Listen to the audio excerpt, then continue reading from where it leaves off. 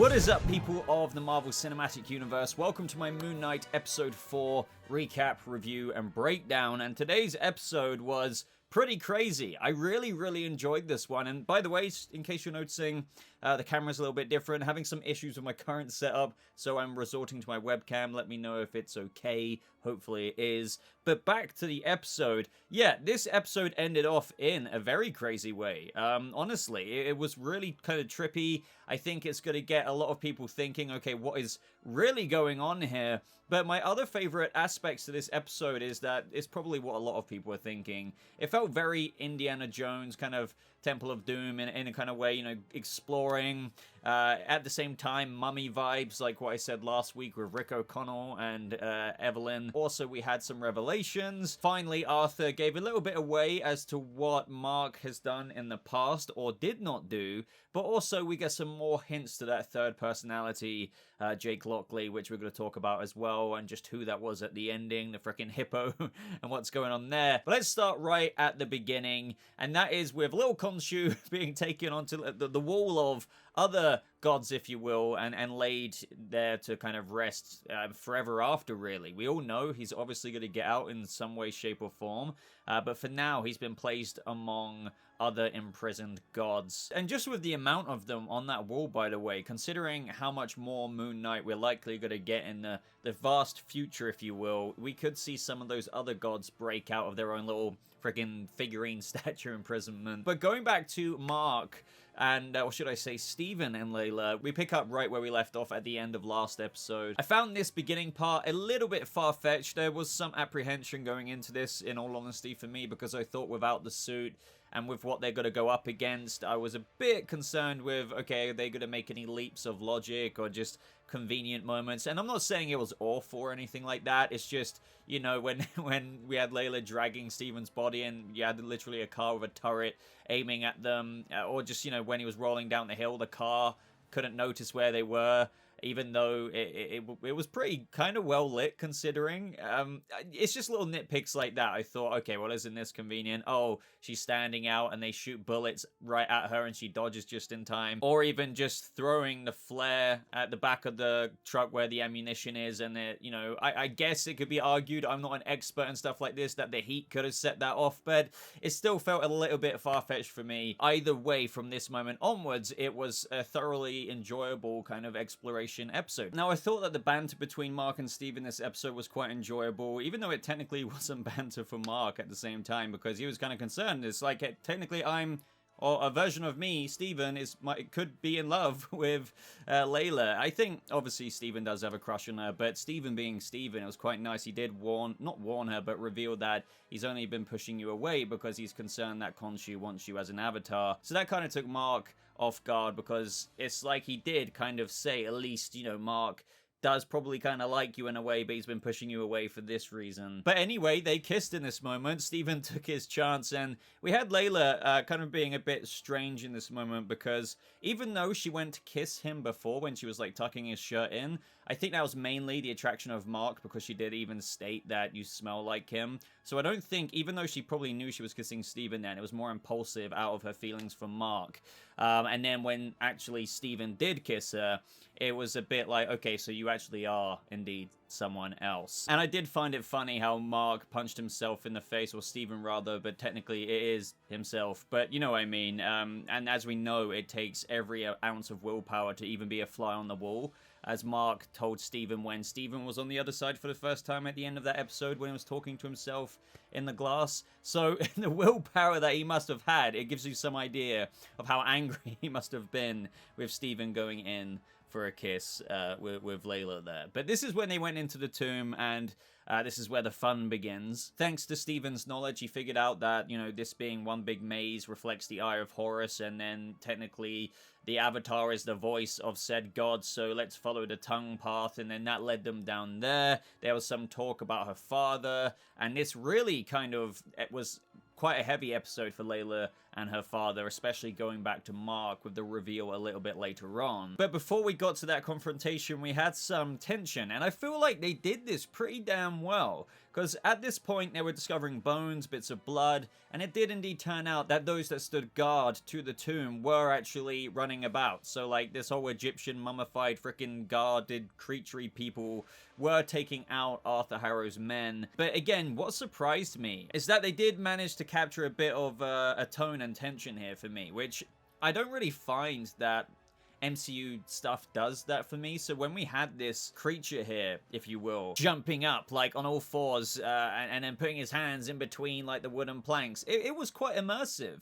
And that's not to say I was scared or anything like that. I don't really, I love horror films, for example, so it doesn't really faze me, but I just want to commend them on the atmosphere of that scene. I just feel like it wasn't as cheap or as corny as it could have been. It was just done pretty damn well. But thanks to good old Steven, he managed to squish it, and that's what separated them. So Layla went one way, and Steven found that other entrance that led to the tomb of Alexander the Great. And this is where things get even more interesting. Now, there's a few theories, I think, floating around, believe it or not, even beyond the reveal that we got. But first of all, we had Arthur taunting Layla, like saying the nickname My Little Scarab that her father had for her, and that he would be so proud of her for proving what he sought to prove all his life, that Egyptian gods walk amongst us. And so he continues the little tease that he did at the end of last episode, and how the scales achieve their judgment by revealing to me moments of sin and pain, and the amount of pain in your husband, he's in agony, more pain than anyone could bear, but he still hasn't told you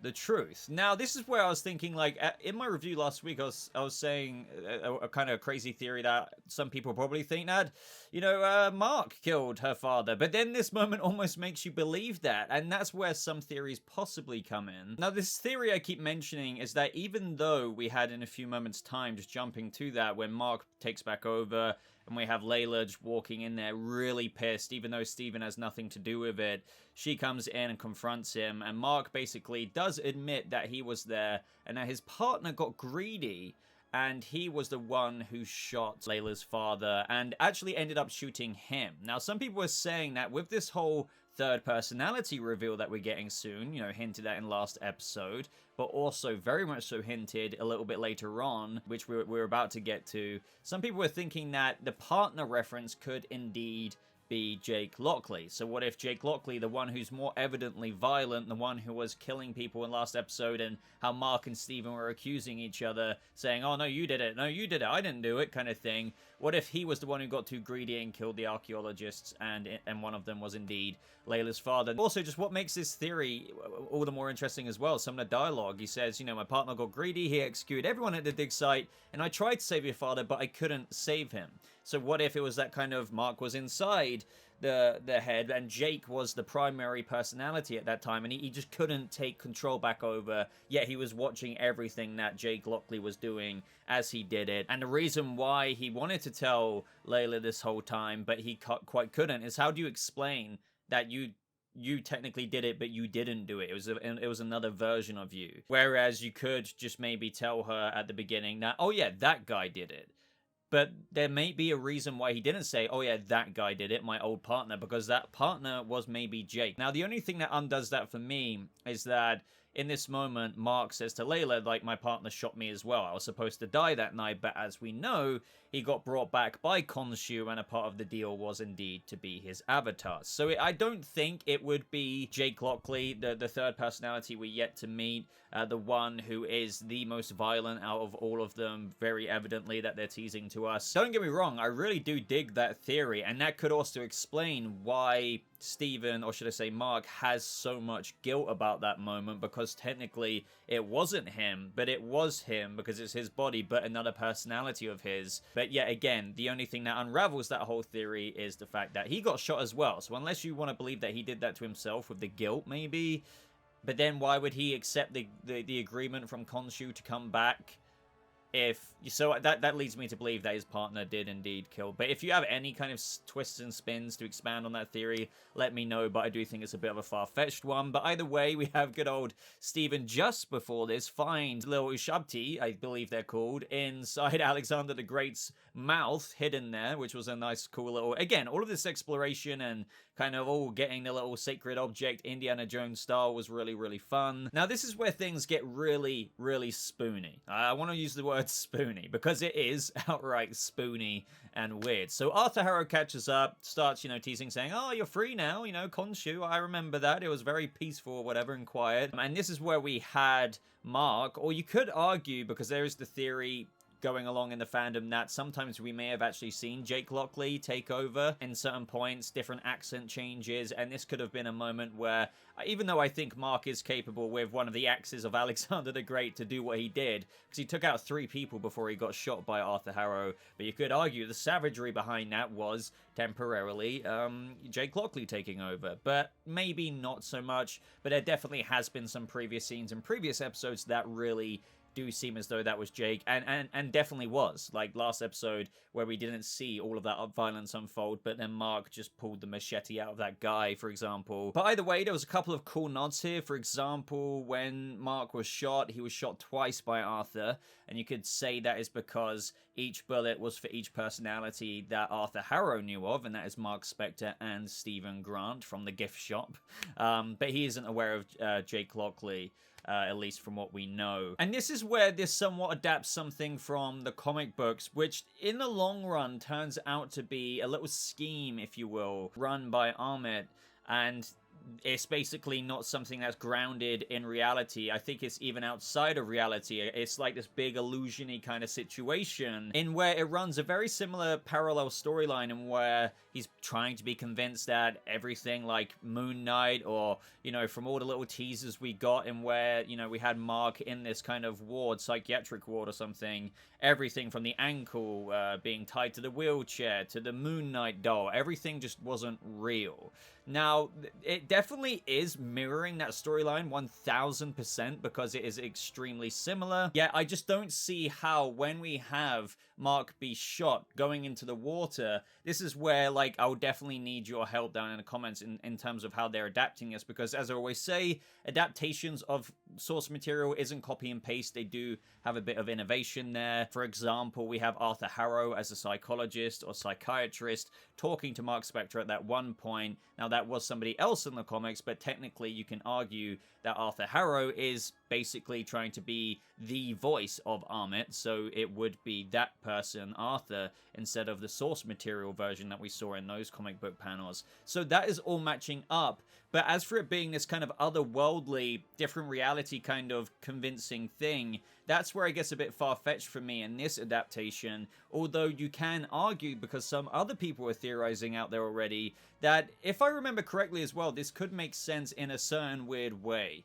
That Marc, or Stephen, should I say, before Marc took over, had the little freaking statue of Armmit. Unless I'm mistaken, and I'm noobing out right now, somebody do correct me if I'm wrong, unless he gave it to Layla, he may have died with it. So whether that got broken or it's somehow activated, and Armmit is tossed him into this, psychological crucible that he has to figure out, because obviously it's very much so mirroring that story. It does now make me think, also, is it almost in the storyline where, Armmit was, kind of overseeing this whole situation going on in the psychiatric storyline, and even though Khonshu was behind all of that, that doesn't really make sense for this adaptation. Again, not copy and paste, because we literally have Khonshu in a little freaking metal statue form on the wall with other gods in their own metal statue form. So Khonshu won't be behind all of this. So again, this is what I like about adaptations in general, and why I'm all for innovation, because that is exactly what they do. They innovate whilst also being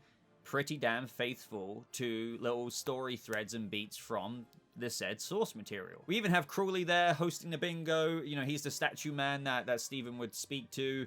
He's also obviously from the source material. We have Donna, obviously his boss at the museum, at the gift shop, if you will. Obviously Layla is there. She has the little freaking scarab on her finger, on her little pinky finger. I think that's for like sewing, what are they called? My brain's gone right now, but either way, there's a little red scarab detail there, so that's a little bit of an Easter egg for the character she could become, which is a little, I guess, play on maybe in her future there's something like the Scarlet Scarab, unless Khonshu really does get what he wants and she, becomes the next avatar of Moon Knight. But this goes back to what I spoke about episodes ago with surely we're going to have Oscar Isaac as Moon Knight for quite a few years to come. Let's assume that. So I doubt that we're going to have her take over unless there's a temporary episode where they kind of do that cliche thing where, oh, somebody else gets Superman's powers and, you know, oh, it transfers back. But either way, it's a nice little nod there, Easter egg to what could be in her future. Since the name of the Scarlet Scarab is Professor Abdul Fayol, and she did say, with regards to her father when she was confronting Marc Spector, did you kill Abdullah El Fayol Lee, or something like that. So very, very similar name, and you can see how in this adaptation they're kind of playing with that whole Scarlet Scarabby thing, albeit that you shouldn't automatically think that's going to happen. Like, sometimes they do that even though nothing even really comes of it. Now, after that meeting with Arthur Harrow where Marc starts escaping, we have him go to the sarcophagus room, and we get Stephen out of there, and that was quite an endearing moment where they both hugged. Shows you how... I've always felt like Marc was protective of Stephen, but now it just shows you that, you know, they really do care about each other. We also had those cops trying to restrain him just before that, by the way. They're the same cops that we had a few episodes back working for Armmit as well. But getting back on point here, we have that moment where Marc's like, okay, we've got to get out of here. And as they're walking to that moment of where we get the end of the episode, we have another sarcophagus in another room trying to break out. And that is very, very, very, very obviously Jake Lockley, the guy we've been talking about, the third personality. And it's just interesting. Maybe they both didn't read into it too much, because from what we're aware so far, they're not, like, including Marc. Marc is aware of Stephen. Stephen wasn't aware of Marc or Jake. But so far, from what we know, Marc wasn't aware of Jake Lockley, because surely he would have known when accusing Stephen, what did you do? Oh no, Stephen, what did you do with, like, the machete? If he was already aware that he had another personality who could get that violence. That tells me that just like how Stephen wasn't aware of Marc, Marc also isn't aware of another personality either. Also Stephen, but you get what I'm trying to say there. So they both probably just walked past that other sarcophagus in that moment just because, as far as they're aware, the only other personality they have is each other, not a third one. So that's super interesting. Although I do think it's kind of obvious that in some way, shape, or form, we're going to have Jake Lockley get out of that sarcophagus and maybe help guide them out of whatever trippy, spoony place this is. Because I still can't quite figure it out. I would love your theories down in the comments below what you think this is, because I don't think it's going to really adapt to the kind of otherworldly kind of situation that, you know, Marc Spector was transported into, so to speak. I do think that it could be like a thing where maybe milliseconds after being shot, it's like a DMT kind of release right before he dies, and maybe in the real time, in the real world, somehow he's going to come back or get reanimated. We're going to see all of that happen. But what we're exploring right now is truly the psyche of Marc Spector, and we're going to see the internal things going on. But then again, even though that is possible, and it could just be before he dies, his brain is going through all this stuff, because that kind of is a bit founded on reality. Like, before you die, like, certain chemicals release and, like,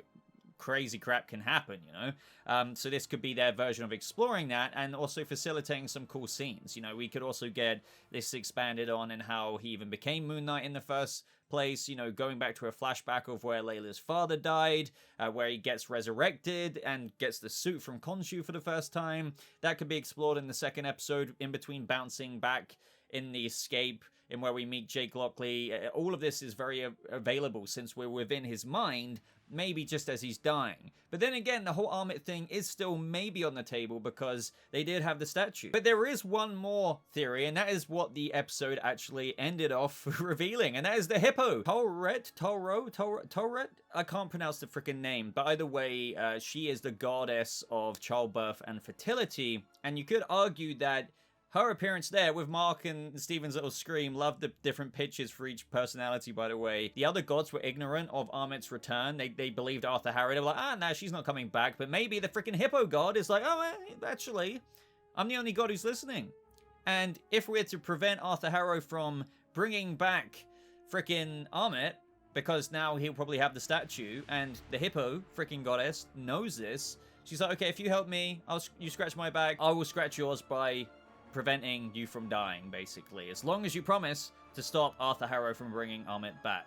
I'm with you. The other gods may not believe you, but at least I believe you, and let's get you out of this weird little psyche kind of thing we're in right now. I don't know, something like that. You have to believe that we have Tauret, or however you pronounce the name, as the only god for now who believes this, besides Khonshu. And maybe besides Yatzil as well, because after all, she was the one to give him advice to find the sarcophagus at the end of last episode. So everyone, let me know what you thought of this episode, this adventurous episode, this trippy and spoony episode down in the comments below. Expand upon my thoughts, expand upon my theories, maybe you disagree with some of them, maybe you agree, or maybe I was just missing something out in a certain area or two. Either way, I read every single comment. If you got this far as well, do me a favor and leave a like on the video. It really does just help this video get out there a little bit more on the YouTube algorithm. You can follow me on Twitter, Instagram, Discord. Down in the description below are the links for that and other places. But thank you so much for watching. I hope you all have a lovely rest of your day, and I'll see you people of the Marvel Cinematic Universe in the next video. Goodbye.